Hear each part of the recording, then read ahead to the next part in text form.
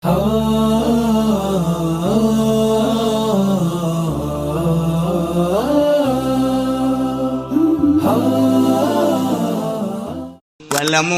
annama amwalukum fitnah. Sing nyaraho marana kabeh horeng harta teh pasti jasa jadi fitnah. Fitnah teh lain sakadar fitnah horenganan jadi siksa jaga di akhirat. Padahal mawanallahu indahu ajrun azim. Di Gusti Allah teh aya ganjaran nu pohara. Tapi terabaikan ganjaran urang mah daekan keneh hianat ka Gusti Allah. Hakikat nama jelema nu keur ngumbah motor ninggalkeun salat eta teh keur nambayan seuneu jahanam. Khianat ka Allah. Masyaallah karim. Rajol bae aya di naka motor anyar. Heeh. Tadi amalina. Aduh yang tanyakeun meulina naon gitu. Coba kula hayang minjem dekat lah rusak. Minjem bisa ke sia ngagantian teu bisa. Cakolot ge teu meunang cenah gitu. Ah. Di kakak minjem bae ge. Ieu lah. Engko kana manggeus bakana mah masing-masing bae ku ari mah sia boga aing mah minjem, aing boga sia ulah nginjem ka aing. Tapi kakak mah kakak bae sia anjing aing kakak di. Ngan urusanana mun sia boga aing mah nginjem, aing boga sia ulah nginjem. Nggak sokana mah sebab ieu mah harta kesayangan. Pisah geus antara adi jeung kakak hanya sekedar harta. Motor deleutik. Annama amwalukum fitnah. Oh, ngomong geus adina ka itu. Aing mah boga kakak boga motor ge ibarat nu bonceng ge aing macan nyorang heuleuh ge hampir teu meunang. Heuleuh aing hampir teu meunang, kakak aing teh ku galedeg gitu. Mulai geus tah. Bacakeun ku urang wa'lamu annama amwalukum fitnah. Fitnah horenganan. Geus nyana tinggaleun salat kabelah dieuna retak antara kekeluargaan kakak jeung adi hanya karena motor. Di akhirat geus jelas bakal dikulub di neraka jahanam. Fitnah. Ya Allah ya Rabbi, fitnah eta sakadar motor doang. Ho. Adina matok tanah belah di ieu hasil paroid kakana datang. Sia ulah sok sangeunah-ngeunahna bae. Sagala paroid sagala naon aing ieu kakak sia. Gas kadekeun surat kabeh ku aing. Eueuh bapak eta kudu ka anak kudu pang gede kabeh ge sia kudu ku baca aing. Je, Kak. Ulah kos kitu aing ngaji mah pang, kudu babagi cara babagi semantak ngajina kudu sing bener kaki Golkar sia. Ulah kaki sembarangan. Ada kan suratna? Fitnah, harta. Cokot ku kakana, geus kumaha aing bae. Ngajual aing, ngameteran aing sia mah sakumaha aing bae geus pokona. Kak. Kakak sia ngomong segala rupa geus aing. Yes, tinggal adina bae nu teu kabagian da kabeh nu jangka bae datang kan geus.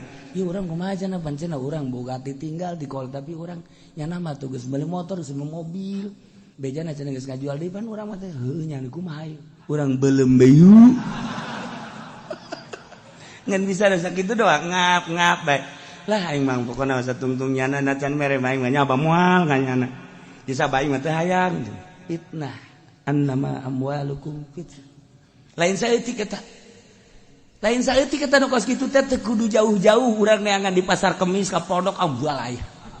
Loba jasa teh nu kos karana itu. Bojong mah komo bojong mah biang keladina teh dia. Terus ka belah ditu ka belah. Anu aman teh ngan di Cilongok doang. Masyaallah.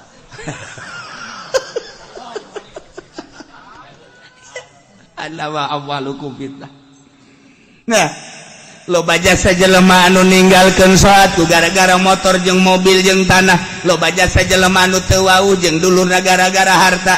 Loba jasa jelema anu retak jeung anak sangkilang jeung anak ge gara-gara harta. Masyaallah jeung anak bae ge pasini jeung anak. Pasini ieulah harta. Masyaallah karim. Eta keur carita halayak rame ku ari mah kiai gara-gara cinta harta. Anu tadina nyana jadi kiai umat kiai ku ari mah jadi kiai kelompok. Lantaran jadi kiai kelompok atuh hukumna ge hukum anu remeng-remeng. Nah ieu kiai hanya untuk sekedar secuil harta nyana geus jual hukum ieu khianat terhadap Allah jeung Rasul. Ambalaya kiai pengkhianat. Bacakeun da ka kiai eta ceulina cekel huluna wa'lamu annama amwalakum caknya emang kayak juri kan dadanya jurinya gede di sini sia aju sia kitu deh pacaran mah ditak ku aing bae anjeun mah ribut bae sia jeung kiai wala mau balu kita Masya Allah nu kamari mah urang ngeunaheun jasa ngadenge nasihat kiai eta barang ku hari geus kagelo ka pamarentah ko haju teu ngeunaheun didengena Masya Allah horenganan di jero hatena hanya untuk seceuwil harta innama amwalukum fitnah baheula urang lamun ngadengekeun nasihat-nasihat NU ngeunaheun jasa Kiai Gus Dur nganasihatan nikmat Kiai Hasyim Muzadi walaupun nyana aya terkontaminasi kabelah dia nama tetep bae jadi ngeunaheun urang ngadengekeun Kiai Sahal Mahfud ngeunaheun komo kabelah ditu nama Kiai Haji Hasyim Asy'ari mah pohara jasa jeung Kiai Haji Abdul Hamid ngeunaheun coba NU nu kuari dengekeun ku ceuli sia dengekeun ku ceuli sia emang kieu lain NU aing NU sebenarnya ngan kuari keluar segedeung kayak asup deui ge mah teu dari kadengna kunaon sebab amwal urang nu kamari ieu mah urang ngadenge Habib Rizik teh teu ngeunaheun gualak jasa urang ngadenge Habib Rizik jelengeng tapi dengan keikhlasan hatina jelema kabeh tertarik sebab lawan dibere duit kana hayang sabaraha miliar teu hayang berarti lain demi harta ngeunaheun dituturkeun galak digal-galak ngeunaheun tapi lamun kiai saudara-saudara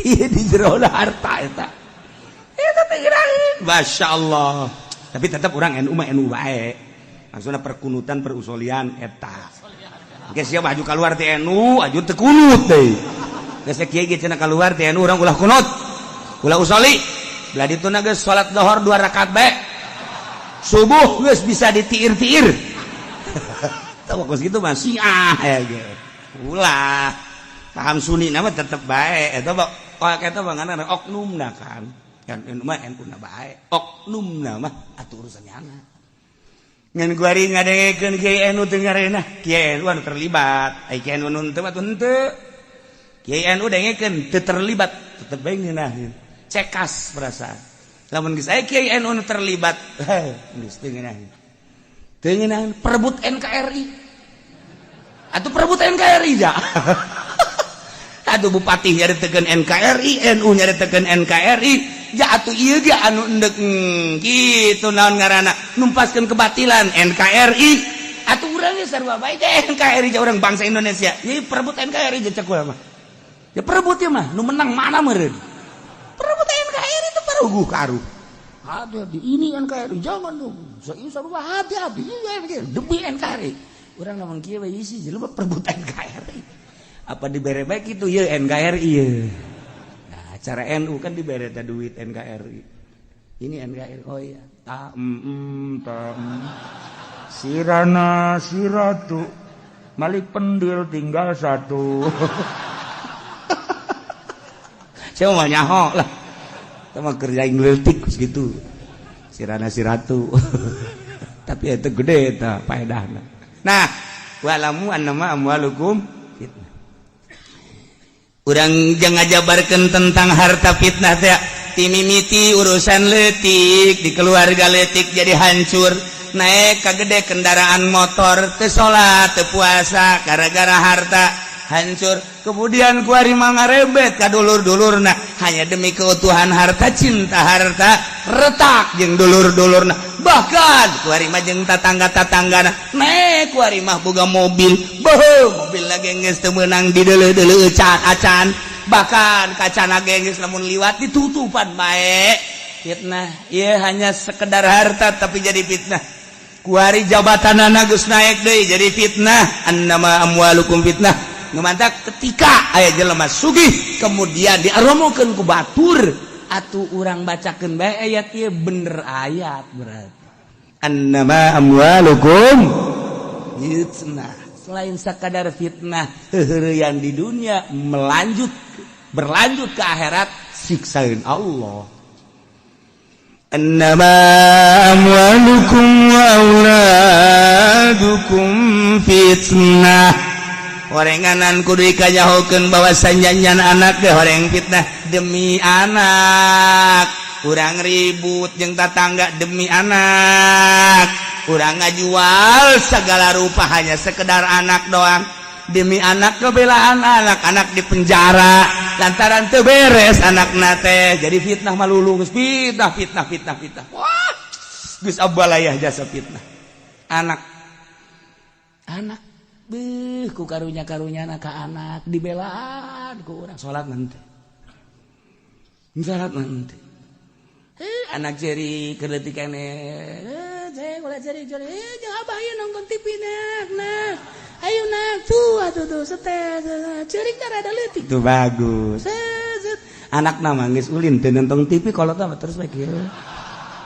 Tadi mah ngasuh anak bagus ulin nu lain deui nya mah di dinya teh. Eureun ceurikna ge kolot teh kieu digedean deui make remote. Bangunna surat sulingna ngeunah mah. Digedean. Joget deh di dinya.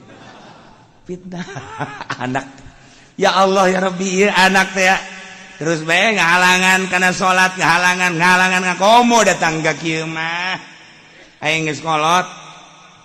Erta aing aya beneran gua ari keur dijual, aing mah nyaho ieu. Datang nyaho moal ka taun hareup geus lain deui rarasaan. Tah ieu duit bisa miliar tah los 500 ku sia bagikeun. Nu 500, nah ieu ku aing di ka masjid kan mumpung aing masih hirup. Bah. Cak anak, kira-kira bah.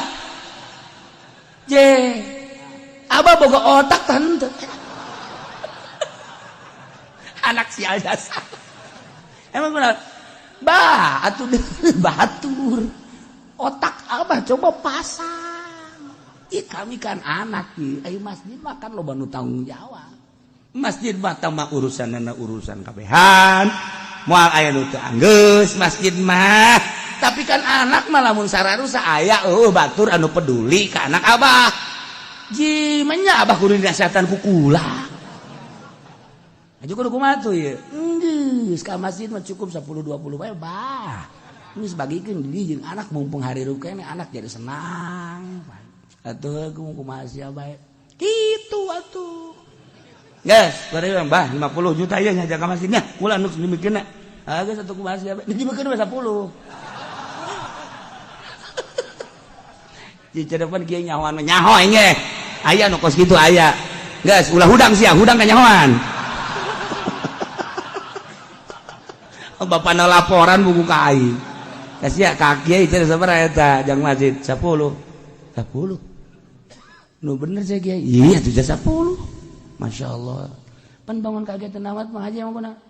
Henteu sih teu kurang. Henteu teu ibah yang nyaho bae kulo. Jadi beresna 50 sakieu teh. 50. Geus lah ulah loba omong jilah geus lah. Ya ganjaran Mang Haji mah geus bae atuh 10 teh. Ya, en kitu sakira. Dek 500 juta dihalangan ku anak. Wa'lamu annama auladukum fitnah. Dek diajak ka sorga anak. Lamun 500 juta dikamasjidkeun di akhirat nyana dipanggil karena masjid teh selesai ku 500 juta harta bapana sahanunya cak bapana teh beuh Gusti manya kula ieu ka sorga sosoranganan pan kula teh boga anak kula nu baheula ngadukung teh wayahna bae Gusti pangnyalametkeun sahanunya lamun di akhirat anakna haju salamet milu ieu balain pan bapana ge ti kerlek nu tadina endeu ka sorga teh lantaran loba kasalahan nah ieu wayahna ka neraka heula mun teh mah cak malaikat harita teh jadi 500 teh jadi ka neraka pan dipanggil anak teh gara-gara dia goblok dia tah emang dia mah tolol dia mah tungtu nama dia bae itu salah fitnah. Masya Allah loba jasa nu ngajual harta demi anak tapi terabaikan agama mah bahkan imah ge dijual demi anak tapi hukum Allah terabaikan pengkhianat Allah orang anak. Masya Allah karim timimiti leutik datang ke gede urusan anak nah jadi kalang dada bapakna jadi kalang dada anakna terus bae dibela walaupun salah fitnah. nu mantak aya hiji waliullah anu keur nikmat jasa ibadah ka Gusti Allah lantaran dibukakeun hijab tiba-tiba nyana kuari teu ngeunaheun kalazatan ibadah pan ibadah teh lain sakadar Allahu Akbar tapi aya nu nempel nu hese dicaritakeunana lazat eta mah hese dicaritakeun eta mah urusan lazat sebab naon sebab moal bisa dibentangkeun teu rasa nih para waliullah nu geus boga rasa masyaallah nyana termenung sabulan 2 bulan geus sataun kalazatan ibadah teh eueuh Gusti ieu teh aya naon Gusti masyaallah ditapakuran tentang dahar ja biasa tentang minum ja biasa tentang pake ja biasa tentang muasyarah ngaji ja biasa tapi geuninganan kalazatan tafakur teh jeung ibadah eueuh aya naon Gusti ngadoa tengah beuting ya Allah ya Rabb naon anu bakal jadi ngahalangan kana kalazatan abdi cabut ku Gusti andai kata harta abdi ngahalangan kalazatan ibadah abdi cabut rela abdi mah leuwih harta tuntaskeun kabeh asal abdi nikmat ka Gusti andai kata baju-baju ieu ngahalangan beakeun kabeh abdi mah rela sataranjang nu penting boga lazat andai kata pamajikan abdi Gusti ngahalangan karena kalazatan abdi ganti pamajikan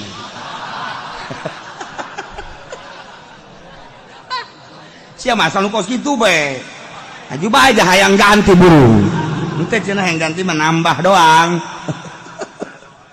masyaallah andai kata Gusti anak abdi ngahalangan karena kalazatan abdi ka Gusti cabut anak abdi seketika eta dihandap lantaran imanna nyana di amkah makan tingkat nyana air 3 ear dihandap careuri kabeh aya naon eta barang di delo horeng anakna ragag handap anakna ragag begitu ragag anakna kabeh dihandap teh carerik nyana ka Gusti Allah alhamdulillahirabbil alamin kadang ku pamajikan anak ragag alhamdulillah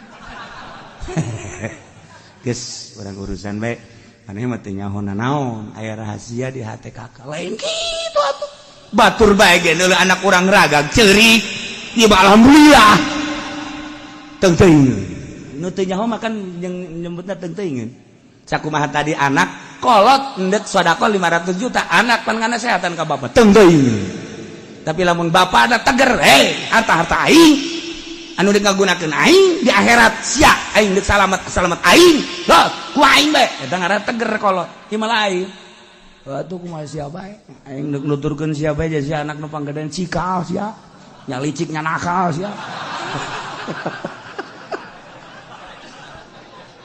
pan di alem pan di jojo aing geus teu bisa kumaha ku sia mah ulah datang ka kitu teh kolot ka anak nah ieu beres caritana di urusan salat penting Allahu Akbar lazat datang deui horenganan salila sataun lantaran indungna yakni pamajikanana ieu boga anak luar biasa anak pikareseupeunana kunyana sok digendong sok asup hate sok diome asup hate padahal anak lain hiji kahiji kadua katilu biasa bae nu ieu mah asup hate ayalah cinta terhadap anak sehingga cinta ka anak ngahalangan cinta ka Allah asal aya kadua cinta salianti Allah moal ngeunaheun ibadah mah urang cinta ka pamajikan salat moal ngeunaheun urang cinta ka anak salat moal ngeunaheun cinta ka motor salat moal ngeunaheun jeung naon nu dipake ka cinta aya di hate urang setar salat Allahu Akbar resep urang ka motor keur salat aya tidak keur salat resep ka sawah aya urang keur salat resep ka mobil aya urang keur salat resep ka urang karawang ada aya ngagitek-gitek Allah leungi kahalangan ku karesep kadua ti Allah ieu geus sarua anak biasa bae urang tapi ulah asup hate ulah ngelekeun ka cinta urang ka Allah sehingga urang daek ngorbankeun salat hukum-hukum Allah demi anak silakan tah mah fitnah ngaranna malah bak kurang giwir aing resep kasih kulantaran resep kasih supaya sia selamat cekel celina bareng jeung abah ka masjid sia ayo tah eta karak mantap pokos gitu cicing sia di dia ayo salat jeung abah Allahu akbar nah menang sampai dua pae cekel deui abah mah moal wae ka sia bae heula cak anakna kok kiamat sih abah boga kepentingan ceng ilu ka kepentingan abah tuh goblok sia geus sia si istiqomah ulah nurutan abah jiban jadi kieu nya cak anak teh kabalinger ya abah ieu ieu abah naon kolot anak teh neuleuh abah abahna istiqomah atuh sakali dua kali galak ka dituna menutur itu mantak anak daek nonton TV ge atuh emang kolot teh sok kieu bae di TV eta lah permasalahan komo aja kieu bae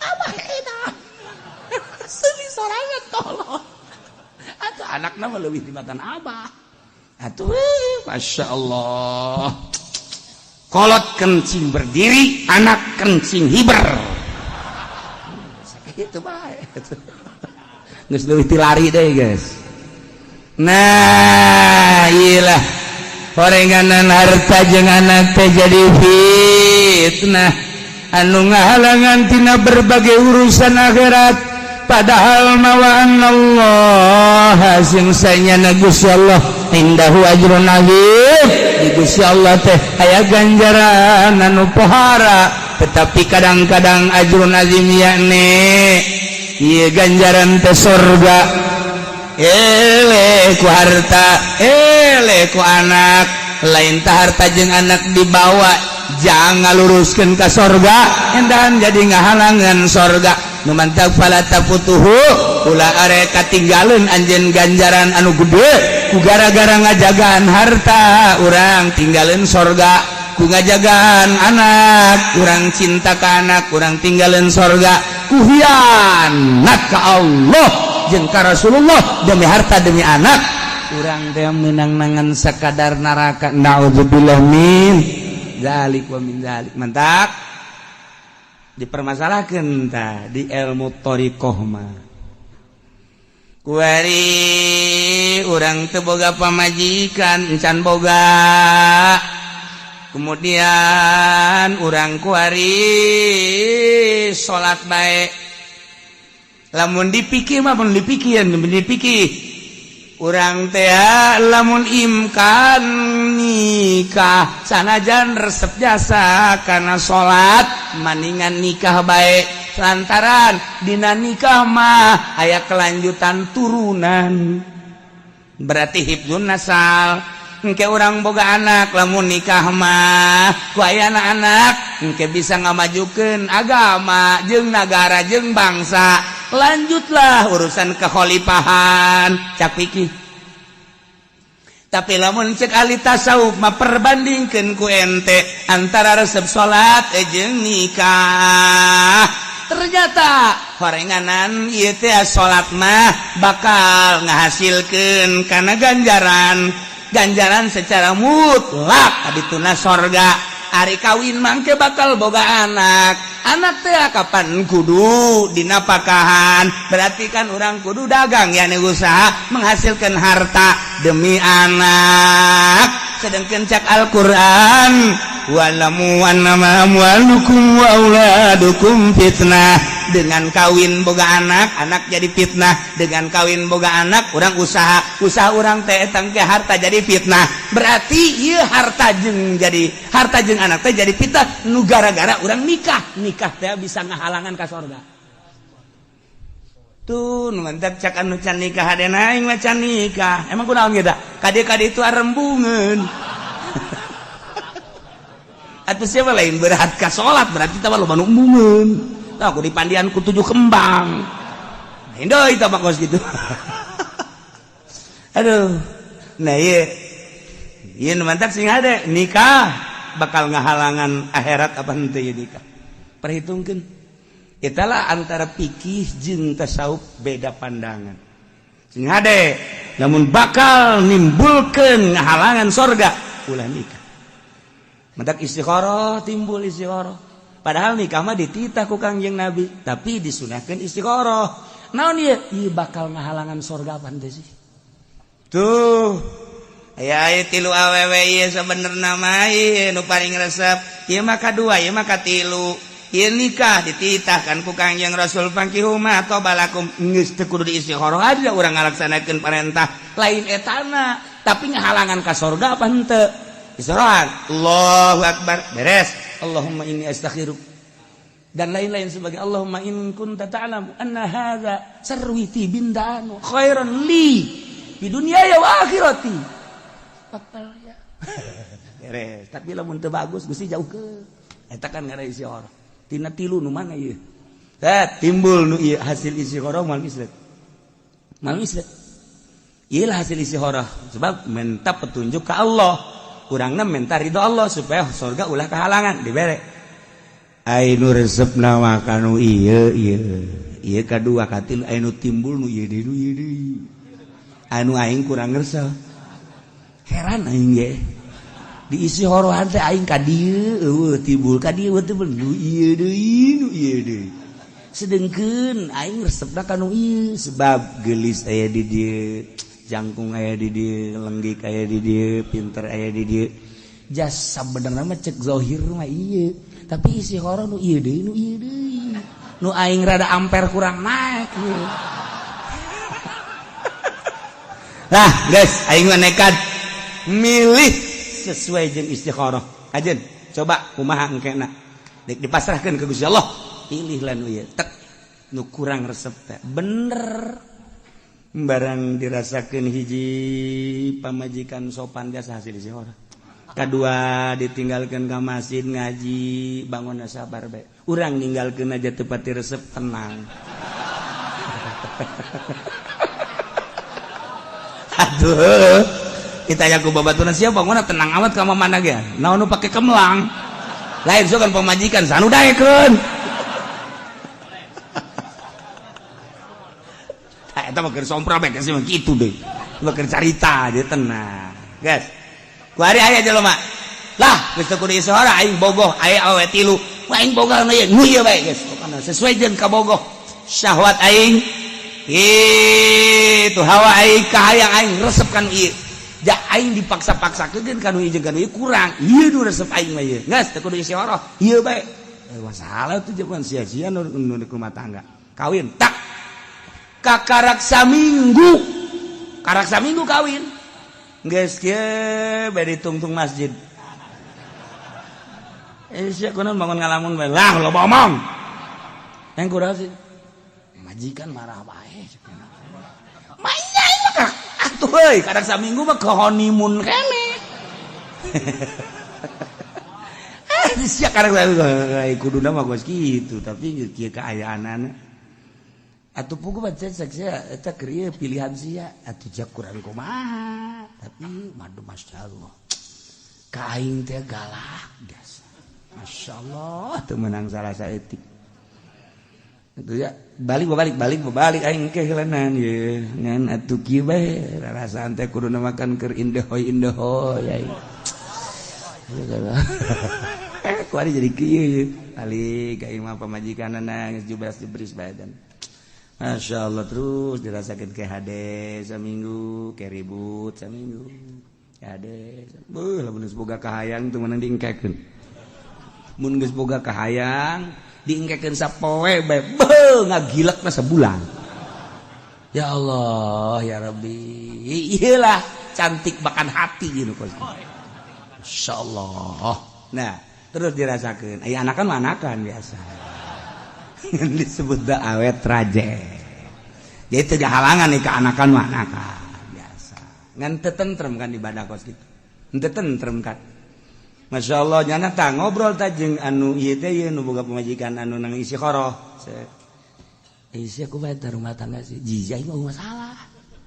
Sugan da ribut teu pernah mah ribut. Kan naon tuh diributkeun. Ayo bang isi aku bang. Aing mah puguh ieu kieu rumah tangga aing masyaallah ribut. Atuh jasa cak aing mah harta aya di sia, geulis aya di sia, kasep aya di sia, pinter kok ribut bae sih. Teu karti. aing mah teu pernah aya ribut-ribut. Aing mah ka imah pamajikan ngabagyakeun malam-malam mun aya tatangga riungan dijurungkeun untuk ngariung ka ditu tuh cacampuran. Terus ka belah dieuna lamun aya nu zarah-zarah malah maca pamajikan geus ka ditu zarah. Bukan nek miluh teh tuh nek miluh teh naon teu kumaha teh kan ngeunaheun kos kitu mah. Tuh kadang-kadang lamun aing teu boga duit kadang-kadang nanya kakak emang teu ngarokok teu boga duit henteu yeuh tah. Gas selalu ngomong aing ceuli aing rawing ieu aing ada geus aing hiri aing mah boro-boro dibere ku pamajikan nu aing ge leungit malulu tuh kan ieu kan indah aja saeta hasil isi horo ngaranna beda hasil isi horo mah kan sia bagona keur ieu teh lain hayang kono geulis aing ge boga ka boga teh kan 3 nu panggelis temen itu tuh pinter geulis ngan aing isi horo nu timbul nu ieu deui aing mah percayaan ka Allah mere petunjuk daripada nang kahayang aing. Bener sia. Emang sia teh isiro aing henteu. Lantaran nyana geus I love you deui ka aing. Oh, budak. Wow, WA anak ge I love you you.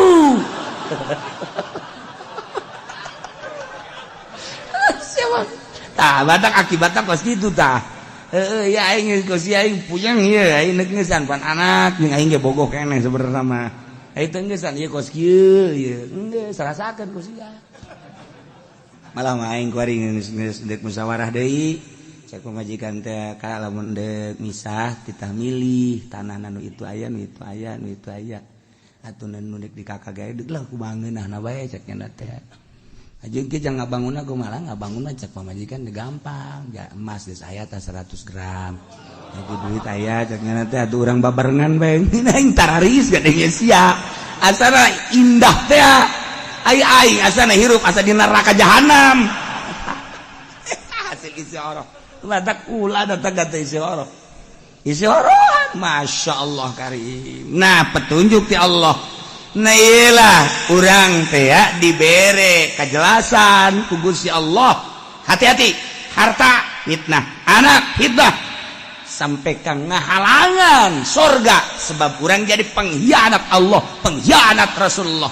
Yakni praktekna demi harta Allah terabaikan, demi harta Rasul terabaikan, demi harta, demi anak Allah jeung Rasul terhianati. Padahal Allah boga ajrun azim yakni ganjaran kunaon lain diraih ganjaran hanya demi harta jeung anak anu ngan sakadar di dunia doang cilaka ieu fitnah.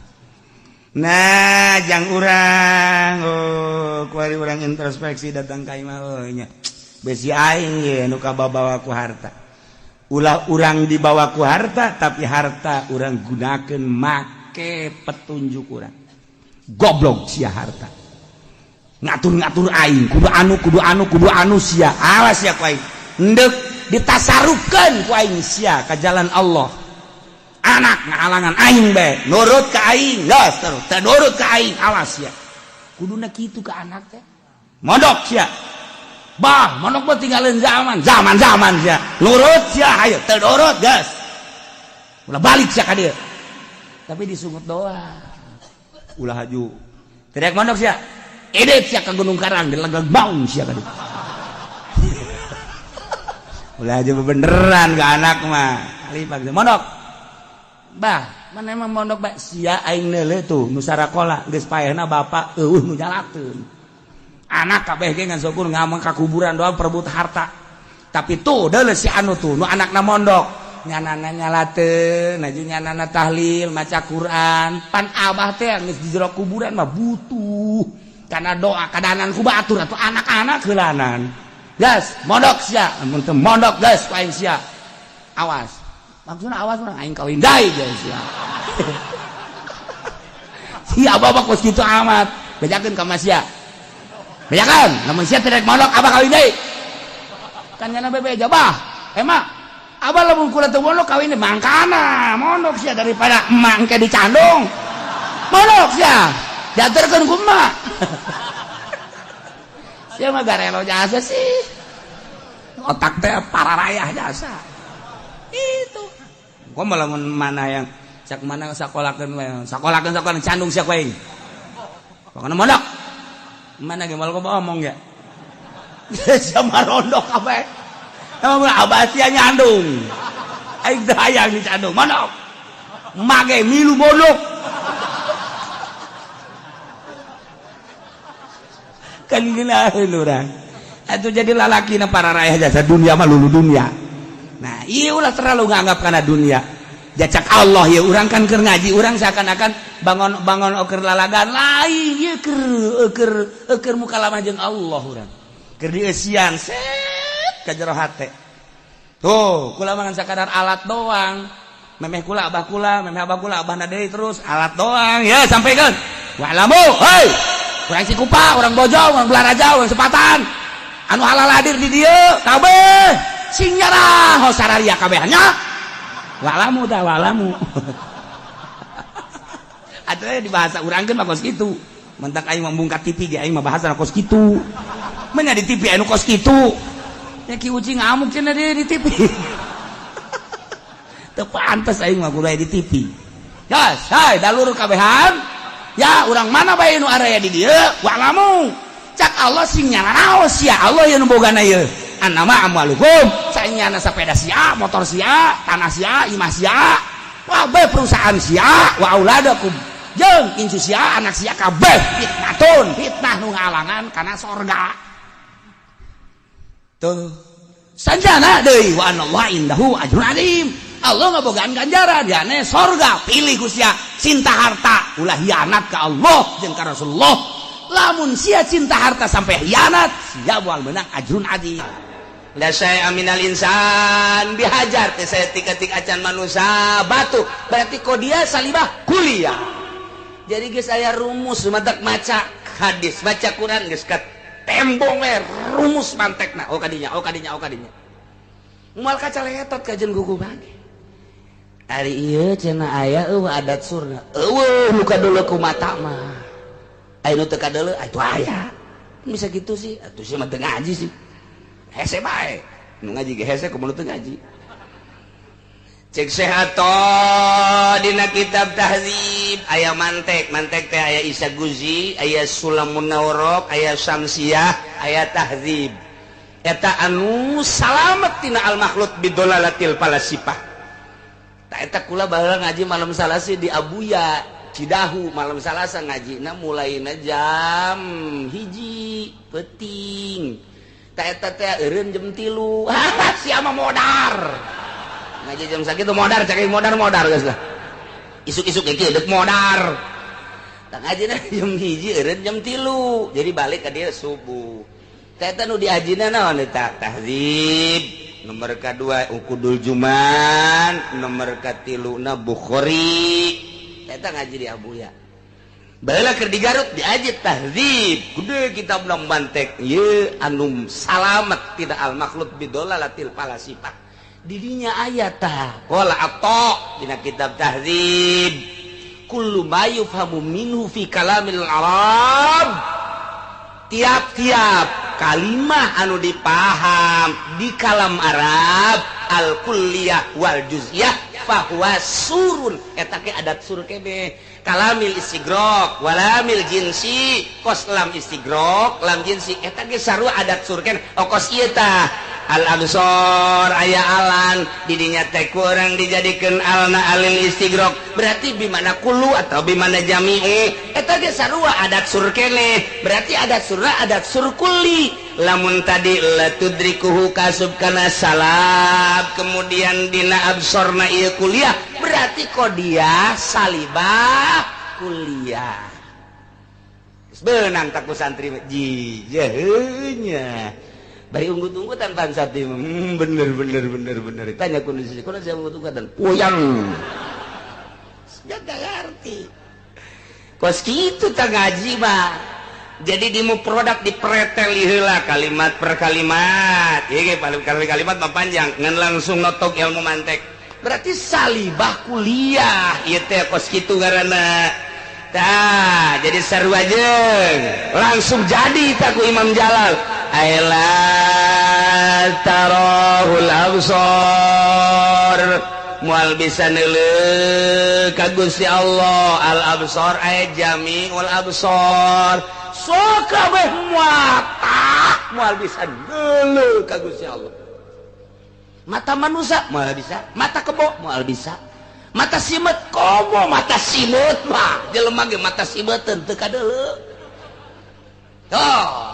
Nah ada itu sapi teu bisa kadeuleu bangkong kabeh moal aya nu bisa neuleuh ka Gusti Allah dengan Al-Qur'an la tudrikul absar. Berarti ieu teh paten nu kos kieu ngaran sama sekali moal bisa kadeuleuh Gusti Allah ke seluruh mata. Ieu ngaranna qodiyah salibah kulliyah. Jadi lah saya lamun dina sulam mah lah saya saeutik-eutik acan suara sekali mata mana bae moal bisa neuleuh ka Gusti Allah. Masya Allah. Tinggal kuari apakah ieu neuleuh teu bisa neuleuh teh sapoe 2 poe atau saminggu 2 minggu atau sabulan 2 bulan atau satahun atau 2 tahun atau kieu meureunanan 10 tahun teu bisa neuleuh ke 10 tahun mah bisa. Tah ieu aya watesna atawa eueuh. Tah eta tah kudu dibongkar deui bae. Bongkaran deui bae. Nah eta mah berarti asup kana jihad lantaran di dieu mutlak tanpa qaid. Berarti kurang kudu diteuneunan qaid. Geus lamun make qaid ngaranna jihad. Engke urang asupkeun ka syamsiah eta mah ngaranna qadiyah muwajahah. Qadiyah muwajahah teh awal qadayal muwajahatul lati jaratil adat bil bahsi an hawanah kami hasalasata asyara qadiyatan. Qadiyah muwajahah nu make jihad anu geus berjalan di dunia pembahasanana jeung hukumna ayat 13 ge bakalna qadiyah muwajahah teh minha basitoh tina nu 13 aya qadiyah muwajahah basitoh jumlahna aya genep. Jadi berarti 13 cokot genep sabaraha? Sesana sabaraha? 7 nu 7 ngaranna murokabah etalah muwajahah ngaranna. Engke dihijikeun jadi mukhtalitot. Wah eta panghese-hesena di samsiah ngahijikeun basitoh jeung murokabah ngaranna qadiyah muwajahah mukhtalitot. Santri lamun geus datang kadinya jadi santrina. Lamun encan datang ka mukhtalitot encan beres jadi santrina. Encan beres ke jadi kiaina bangsa proposal. Eta kiai teu bisa mukhtalitot teh kos kitu. Bangsa asup ka Golkar teu puguh hitunganana, teu puguh perhitungan dunia jeung akhiratna. Ngan saukur pro naon keur apaan sabe nu kadeuleun. Tamah santri teu ngaji mukhtalitot tamah kos. Can geus ngaji samsiahna. Geus berarti aya nu basitoh teh alula ad-dariyatul mutlaqah. Doririyah mutlaqah teh wahiyal lati kamu piha bid darurah atawa li daruriyati subutil mahmul lil maud aw salabihi anhu sarua bahasana jeung dina tahdzib engke madamadzatul maud maujudatan ka qaulina bid darurati kullu insan hayawan tamaka bid darurat. Naon artina darurat cek bahasa orang mah wajib akal. Nomor kedua daimah mutlaqah allati hukamu piha si asalnya hobaya bahwa ngaji teh hese. Nu mata ka kiai kudu ngahormat teh ngaji hese. Hormat ku sia kiai asupkeun ku sia ka Golkar. Goblok tah DPR nu ngasup-ngasupkeun kiai ka Golkar teh jaho ngaji hese beureunanan. Puguh hese na ngadepong bae. Datang ka harideung sikut sagala. Diasupkeun ka Golkar. Kiai na tolol nu ngasupkeun na bolon. Ulah karunya hese ngaji teh. Pan ku sia ge teu kahartikan aing hese. Ulah disangka ieu gabongkar al-absor. Datang ka mana ieu al-absor teh? Atuh kudu nya samsiahan, mantek mah teu datang. Tah lamun urang ngajina ngan datang ka mantek sulam doang teu datang. Isa guzi doang teu datang, tapi lamun make samsiah datang ke bakalna. Ia termasuk kana daimah mutlaqah wa yalatihu kamu piha bidawami subutil mahmul lil maudu awasala bihi anhu madamazatul maudu mawjudatan sarua jeung tadi lamun tadi bidarurat kuarima daiman kulu insan hayawan ieu ge sarua lantaran sepi tina qaid berarti make jihad daiman la tudrikuhul absar aeda iman berarti qodiyah salibah kuliah daimah basitoh daimah qaid da jihad da jadi ieu qodiyah muwajahah bijihadid daimah mutlaqah tah mulai geus teu ka harti kaler kidul geus bisa jadi koski itu ya eta gaji teh kok itu hese lu atak imam sampai de kabongkar eta kakarak lah saceuhil teh tencana naon oh berarti ku ari matu bisa dimaknaan ku urang la tarahul absar ay jami'ul absar daiman moal bisa neuleuh ka Gusti Allah seluruh mata daiman teh maksudna naon ay bil auqati wal azman terus datang ka iraha bae datang ka kiamat moal aya nu bisa neuleuh ka Gusti Allah dunya aya daimanan berarti bil auqati wal azman geus rumus-rumus tah aya bid darurah aya daiman aya bil imkanil khos aya bil imkanil am eta ngaranna jihad nu kos kitu ngaranna tah ieulah nu kos kieu aya daimah mutlaqah tah eta ngaranna jihad kana mun geus dihijikeun ke jeung muraqabat jadi mukhtalitat ngaranna lamun di darurat ieu daimah dihijikeun ke jadi naon timbulna tak eta ngaranna mukhtalitat gambar kurang jadi santri mah ulah ngahape bae bego santri ngahape bae mukhtalitat tah coba tulis teng ieu kapangih jeung ieu kumaha ieu kapangih jeung ieu kumaha ieu kapangih jeung ieu kumaha ieu terus jadi nyimpul engke numantak Mama Nahrawi Garut eta teh neuk boga minantu lantarannya nama ieu jago alat samsiah aya di nyana ukudul juman aya di nyana samnaon jamul jama aya di nyana boga minantuna teh teu sambarangan yes kunyana dibere masalah santri baheula zaman Mama Gentur santri keraya 500 nyeun masalah mukhtalitat nyeun masalah teh samsiah bab mukhtalitat muwajahah angsongkeun ka santri pangesiankeun geus dibejaan ku mama saha nu kaesian dikawinkeun jeung anak mama muantah ya Allah batur mah kos kitu tah baheula Mama Nahrawi teh ya ramakna Mama Busrol Karim tah eta kos kitu langsung kabeh ngaresian santri begitu dideuleuh hasilna ku mama ieu nihil asal dia menjisi menihil kabeh bisa nyawa kaler kidul guys ya mah atuh hitut ge seungit juga dan baru aya hiji oh iya bagus ya saya ya Toha bin Amin orang mana panggil langsung jadi nitah mama teh eta guru kula eta guru samsiah kula teh eta anu menang baheula ku mama dipilih jadi minantuna geus langsung maneh kawin jeung anak mama geura balik ka ditu bebeja bahwa maneh dipulung minantu ku mama gitu gratis henteu gratis mah eueuh eta anta mah nang di aing doang teh mah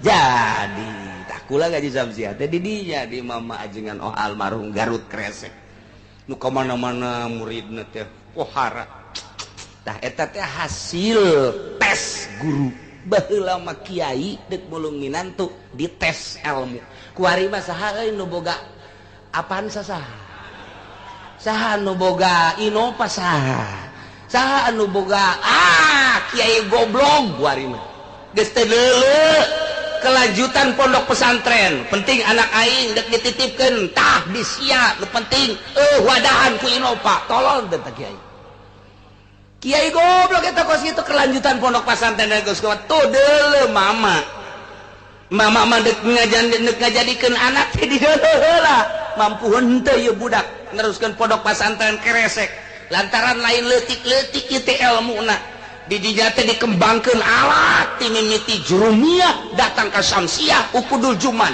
datang ka Jamul Jawame saha nu mampu mun aing geus eueuh nu neruskeun saha anak laletik kene minantu berarti nu kudu dikaharepkeun coba lamun minantu nangan sakadar boga inova doang kita ngaji sirana siratu pas kita tamim goblok tau minantu iya dongeng mama tah nu mantak didongengkeun kunaon ku ari kiai milih minantu teh asal boga kendaraan bae kulama lamun ngadenge kiai ngawinkeun anakna cenah jeung nu sugihu anu masantren di mana urusan sugihu masalah tapi ieu budakna masantren di mana teu pati masantren cenah ngan sugih ya teh kiai bebelepet eta budak kiai bebelepet eta kiai naonan geus tur urusan sugih urusan susah nomor 2 yang penting nyana pasantren cenah geus dianu oh kiai anu ngawinkeun anakna jeung anu keluaran mana di anu diiring cenah di anu diiring tamatan naon lain maling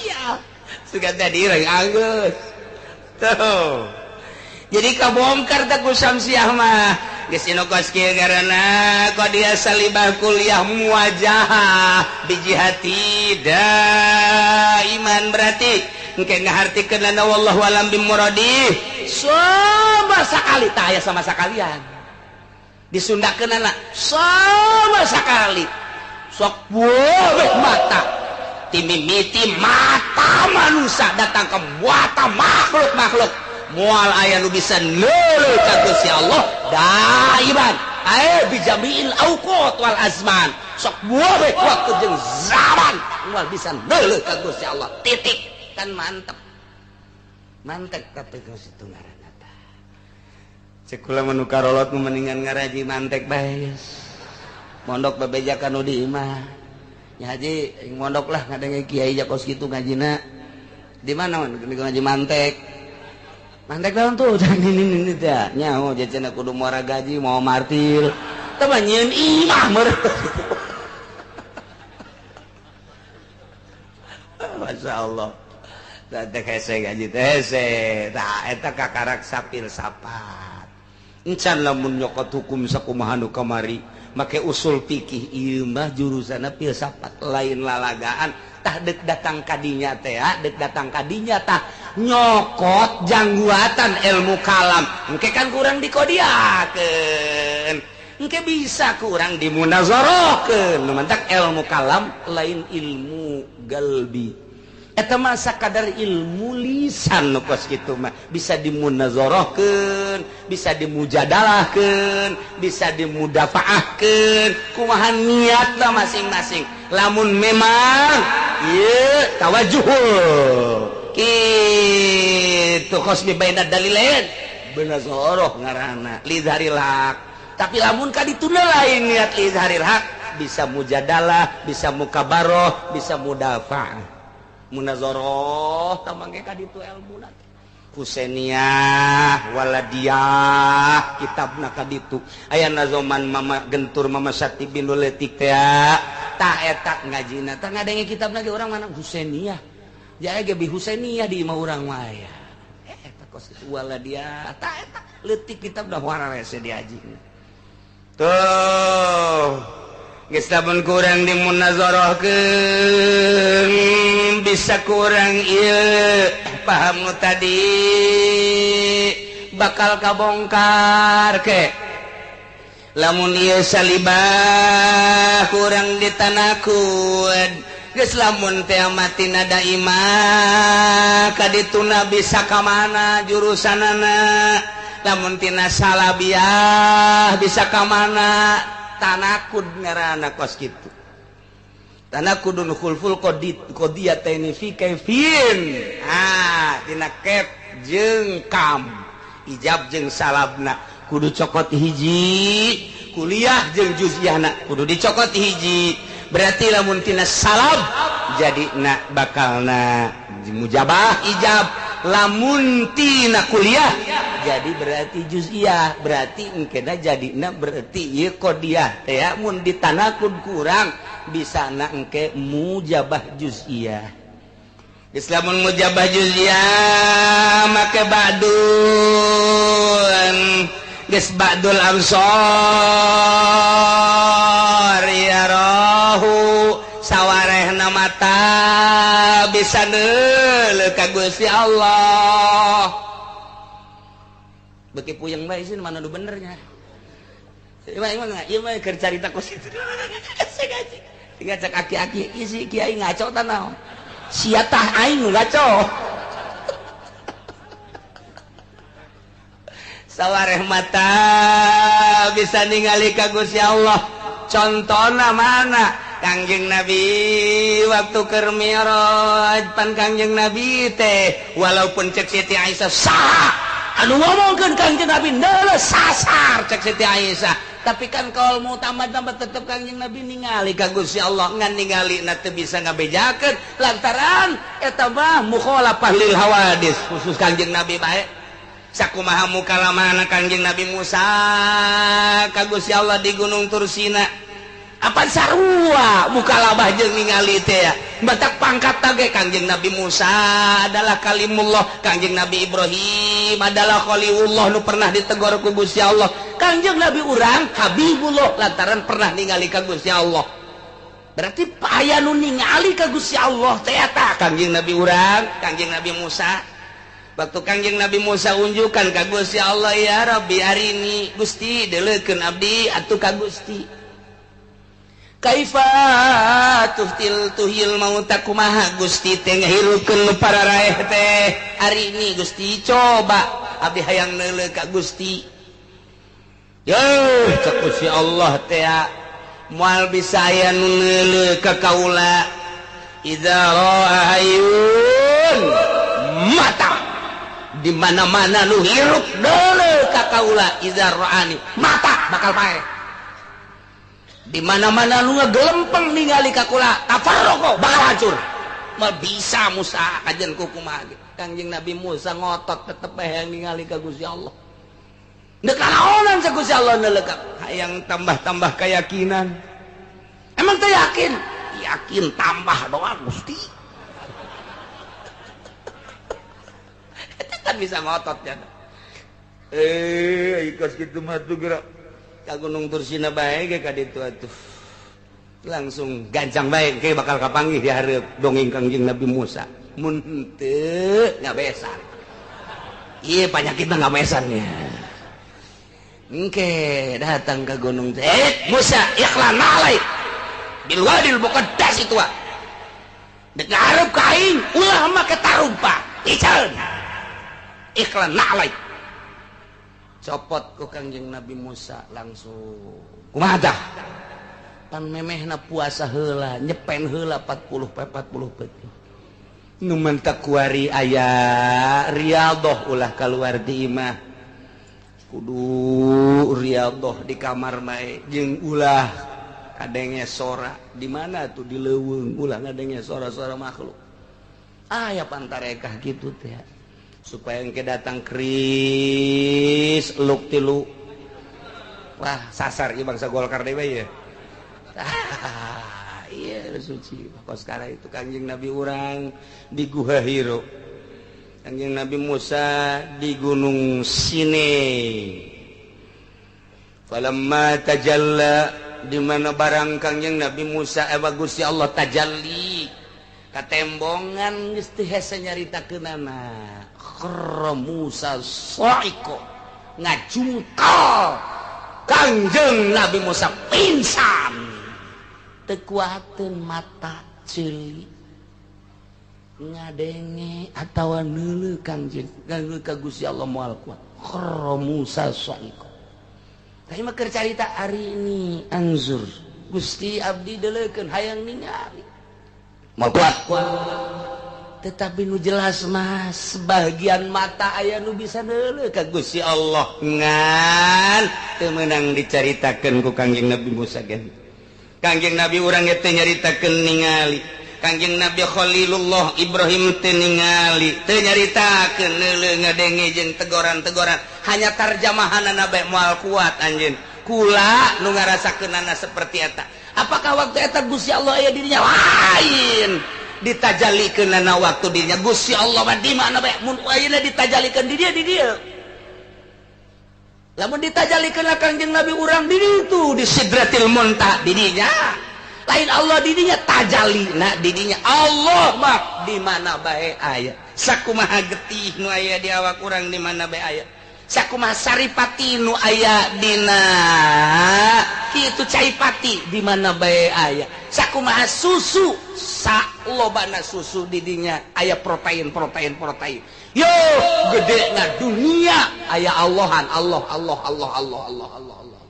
di mana ditajallikeun anak urang kapanggih di dinya ngan moal paling ulama melalui rasa deket jeung Gusti Allah maka dimensi kagenep awak urang teh aya panca indra 5 indra ditambah ku Gusti Allah bagi jelema nu hudang peuting jeung zikir ka Allah dengan cara tersendiri dibere indra ke-6 dibere indra ke-7 dibere indra ke-8 dibere indra ke-9 geus datang ke 9 lantaran ieu awak urang ge aya 9 lain 5 nu sabenerna mah ngan anu dikaharepkeun 5 nu kudu diistighfarna 9 geus engke indra di luar nu 5 datang ke 9 kos kumaha eta Tuan Syabdul Qadir buka aya 40 di ditu aya di dia aya kos nu nyandung mah di nu ngora aya di nu kolot aya tapi beda-beda waktu pantau mah tah kos kitu Bung Karno di Digul aya di Tanah Abang aya di Tangerang aya pancen bisa kos kitu moal kaharti ku sia mah sebab sia mah beuki tempe kene daharna kan sekupina menang ngridit kene kahalangan ku eta moal bisa kiai nu masih kene proposal-proposalan jauh jeung Gusti Allah kiai nu masih kene anslub dina kos karar itu jauh jeung Gusti Allah moal bisa kahalangan ku eta aya secuil bae dunia di jero hatena eta lah nu jadi hahalang antara dirina jeung Gusti Allah moal bisa dan nu mandak di dieu mah berarti kacaritakeun mah urang teruskeun wa hadza masusun li ru'yatil mu'minin lahu fil akhirah lamun tadi pijamil auqat wal azman mun kurang ke ditanakud jadi panjang geus tamah jang sakadar naon kitu neuleuh doang mun dijadikeun ke jadikeun qodiyahna salibah kuliah muwajahahna engke kurang ditanakudna bakal ki engke bakal terjadilah sebahagian bisa neuleuh seperkecil ngan khusus teu meunang dicarita-caritakeun ngan nu jelas tetap di dunia mah Allah teu bisa kadeuleu tapi di sorga mah engke Allah kadeuleu mana dalilna ieu dina Al-Qur'an wujuhu yauma idzin nadhirah engke nu kuari darariuk di majelis taklim nahan lapar bari hareudang kieu teh ngadengikeun kalam-kalam Allah Subhanahu wa taala nyulusup ka jero hate anu tatadina encan resep ibadah tambah ku hari ibadahna jadi resep nu tatadina teu make salat sunah qobliyah badiah jadi tambah nu tatadina tilok hudang peuting ku hari jadi hudang peuting nu tatadina tilok daek nyekel tasbih ku hari tasbih nage loba dijualan blon namah tuh jualan tasbih rada daek nya ku hari baca kelan tasbih nurutan para aulia Allah ti peuting teh maca sholawat zikir malah bebe jaka kiai lah umur kula kiai geus aya 60 tahun perusahaan kula geus dibikeunan ka anak kula hayang ngamantepkeun diri ka Gusti Allah coba kiai pangnuduhkeun oh hayang geus bebeneran ya bener moal ka bita deui moal sok ka dieu dire ku kiai asalnya sia asal sia balik deui ka usaha ku guru torekat mah disia-sia sanajan aki-aki digantung sia ku aing oh kiai panggantungkeun bae modar sia beneran kan bener sekarang bere mulai zikir tengah peuting nah pikiran lagi geus tinggal nungguan paeh bae Jaya harta geus dibikeunnan ka anak kabeh geus ieu mah geus tinggal sebatang kara bae ka Allah bae kuari mah hampang bakalna ibadah anu masih keneh pabelit jeung warung pabelit jeung sawah pabelit memal anu mere sasaha ge lantaran moal jadi kudu dinolkeun heula ulah aya tulak talu kana dunia siap abdi lantaran umur ieu geus 60 tahun teu geus bengek asana moal kebal deui kieu mulai hampang oh kiai lamun tikeur ieu kula ibadah ulah loba omong geus kuari bae ulah tikeur ieu japan nyandung ka Karawang geus sabar heunya geunya karena kuari bae jang horeng ngeunaheun jasa jadi kayak ibadah teh eta insyaallah kaduh baheula teh mun aya nu nuduhkeun baheula geus ulah loba omong kuari ku ngeunah-ngeunahna teh aki-aki tinggal ninin heuh tiris sak ninin tiris tadeui nini lain aya deukeut mangadu-ngadu tonggong nini teh nyawa lalakon sia aing keur ka Allah ge ka Allah bae aya waktuna tiris ieu gangguan pertama bagi aki-aki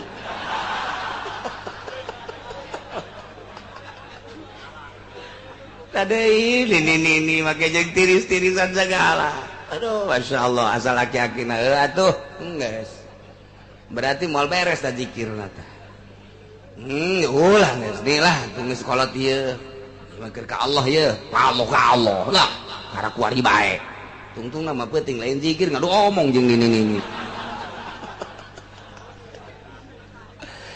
zikir maut mawa kalimatun thayyibah ketika manehanana sakarat naon nu dipake ka berat warung geus dibikeunan ka anak sawah geus dibikeunan ka anak kabeh imah geta ieu mah jang bungsu bae abah mah akan numpang bae di sia ketika sakaratil maut dipake ka berat atuh ngeunaheun polonyon maca la ilaha illallah nage babari jasa la ilaha illallah dirurub kabeh dirurub sakujur awak kunaon atuh begitu dek dipandian aneh senyum ja tadi keur sakarat manteu ieu lantaran tanda bahwanya nikmat jasa ibadah ngan sakadar sabara taun tapi bakal dibere surga ya Allah ya Rabbi mun urang ngabayangkeun kadinya naon hartina kenikmatan dunia kaladatan dunia bandingkeun kurang jeung kaladatan akhirat dunia sakitu ngeunahna ge aya watesna jeung teu ngeunah nu sabenerna mah riweuh nu aya tapi di akhirat jaga anu hakiki kanikmatanana senyumnya tah nu ngaji bae teu eureun-eureun ngajina lillahi taala dakwahna lillahi taala geus kabeh lillahi taala ketika maot eueuh kabeng berat la ilaha illallah nikmat nu di akhiratna engke bakalna teu aya hisaban lantaran deuk naon nu dihisab atuh ja kabeh geus dibikeunan nyana sebatang kara aja ka Allah maot di akhiratna wajah-wajahna wujuh yauma idzin nadirah beungeutna marah mai beungeutna harerang eueuh problem lantaran nya mah geus teu dihisab deui diasupkeun ka sorga digiring bigoiri hisab datang ka sorga engke ila rabbiha nazirah engke di ditu bakal neuleuh ka pangeran nu kuari ku urang disembah zuhur Allahu akbar asar Allahu akbar maghrib Allahu akbar insyaallah akbar Allah nu maha agung subuh Allahu akbar di samping eta urang zikir Allah Allah Allah Allah Allah Allah maca sholawat urang kemudian zakat karena Allah haji karena Allah nu ku urang kuari disembah-sembah Allah Allah Allah Allah engke mah kadeuleuh bakalna di akhirat ieu takan neuleuh mun cek tadi la tudrikuhul absar Allah teh moal kadeuleuh ku mata horeng di dunia di akhirat mah ahli sorga bakal ningali ka Gusti Allah subhanahu wa ta'ala bahkan begitu neuleuh ka Gusti Allah eta kanikmatan sorga anu ngaran bubuahan anu ngaran inuman anu ngaran kendaraan anu ngaran bidadari kabeh eta teh sakumaha lebu bae dina harti neuleuh Gusti Allah mah ngeunah jasa dibandingkeun jeung dadamelanana kenikmatan nanaon mantap hayang neuleuh bae ka Gusti Allah supaya kaharti cenah Kiai kieu supaya kaharti mah urang bobogohan 100% ka Sarwiti di Cikupa kuari urang dikiriman kue cincin nu bolong teh dinanan-nenen ku urang teh ngan teu di minyak misikan doang teu di minyak misikan doang ulah aya batur endek nu anu ieu nu aing nu dikabogoh aing moal didahar ku aing boro-boro ku sia dek dideuleuh bae neuleuh lagi aing geus ngeunahkeun jasa tama kue bego kue tinggal kue aing mah deuk neuleukeun bae sebab neuleuh kue cincin asa neuleuh bobogannya na bae iya jasa iya liwat jasa neuleuh kue cincin aduh ku jada ngan teu di figuran doang ja kue ieu mah tuh ngan teu di minyak misikan doang ja kue ditoel henteu di dahar henteu ngan di kieu doang ke diamban kunaon eta ku nikmat jasa bogoh ka Nya Sarwiti dikiriman kue keur mejeuna kieu pas dek di dahar ku nyana di imah teh lah jaya mah kue di nunan nenen ge tungkeun basi mending di dahar bae kakarak datang ka bibir doang aya suara Sarwiti na